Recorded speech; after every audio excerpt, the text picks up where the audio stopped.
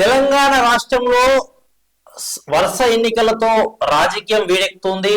ఒకవైపు రేపు స్థానిక సంస్థల ఎన్నికలకు ఓటింగ్ జరిగే అవకాశం ఉన్న మొదటి దశలో ఓటింగ్ జరిగే పరిస్థితి ఉన్న తరుణంలో ఈ 3 దశల్లో స్థానిక సంస్థల ఎన్నికలు పూర్తయిన వెంటనే ఎంపీటీసీ జెడ్పీటీసీ ఎన్నికలను కూడా నిర్వహించాలని ప్రభుత్వం సిద్ధమైనట్టుగా తెలుస్తుంది. దీనికి సంబంధించిన అన్ని రకాల ఏర్పాట్లు చేస్తుంది. అయితే జెడ్పీటీసీ ఎంపీటీసీ ఎన్నికలు పూర్తయిన తర్వాత కార్పొరేషన్ ఎలక్షన్లను రాష్ట్ర వ్యాప్తంగా ఉండే కార్పొరేషన్ల ఎలక్షన్లను కూడా నిర్వహించాలని నిర్ణయం తీసుకుంది.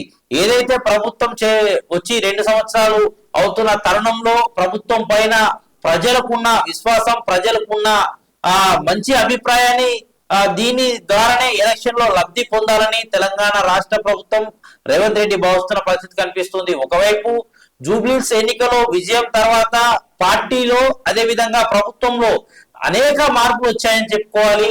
వరుస ఎన్నికల నేపథ్యంలోని లబ్ధి పొందాలి, తమ క్యాడర్ ను తమ నాయకులను పెద్ద సంఖ్యలో గెలిపించుకోవాలని ఇటు పార్టీ భావిస్తున్న తరుణంలో ప్రభుత్వం కూడా అదే విధంగా ముందుకు వెళ్తున్న పరిస్థితి కనిపిస్తుంది. అయితే రానున్న 6 నెలల్లోపే గ్రేటర్ హైదరాబాద్ ఎలక్షన్లు ఉండే అవకాశం ఉందని కింది స్థాయి క్యాడర్ కు కాంగ్రెస్ నాయకులకు ఇప్పటికే ఒక దిశానిర్దేశం చేసింది పార్టీ.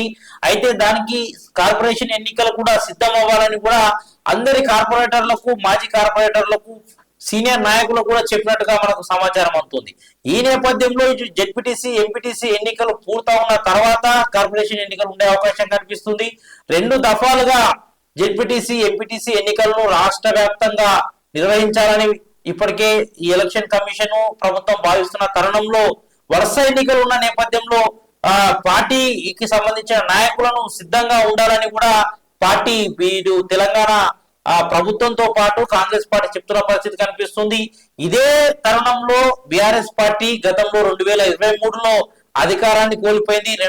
2 దఫాలుగా 10 సంవత్సరాల పాటు అధికారంలో ఉన్న బీఆర్ఎస్ పార్టీ తను కూడా ఏమాత్రం తక్కువ కాదంటూ ఎలక్షన్ లో తమ బలాన్ని నిరూపించుకునేందుకు స్థానిక సంస్థల ఎన్నికలతో పాటుగానే జెడ్పీటీసీ ఎంపీటీసీ లో తమ క్యాడర్ ను బలోపేతం చేసుకునే విధంగా, తమ మద్దతుదారులను ఎక్కువ సంఖ్యలో గెలిపించుకునే విధంగా, ఎంపీటీసీ జెడ్పీటీసీ స్థానాలను పెద్ద సంఖ్యలో గెలుచుకుంటే ప్రభుత్వం పైన ఉన్న వ్యతిరేకతను తాము బయటికి చెప్పిన విధంగా ఉంటుందని, అదే విధంగా ప్రజలకు ప్రభుత్వం పైన ఎంత వ్యతిరేకత ఉందో చూపించుకోవాల్సిన పరిస్థితి కూడా ఉంటుంది. 2 సంవత్సరాల్లో కాంగ్రెస్ ప్రభుత్వం ఇచ్చిన హామీలను అమలు చేయడంలో పూర్తిగా విఫలమైందని, ఇప్పటి వరకు ప్రజలకు ఏ మేరకు బాకీ ఉన్నారో అనే దానిపైన కూడా ఒక బాకీ కార్డును కూడా ప్రజల్లోకి విస్తృతంగా తీసుకుపోయే ఒక ప్రణాళికను కూడా బీఆర్ఎస్ పార్టీ నాయకులు, బీఆర్ఎస్ పార్టీ అధిష్టానం చేస్తున్న పరిస్థితి కనిపిస్తుంది.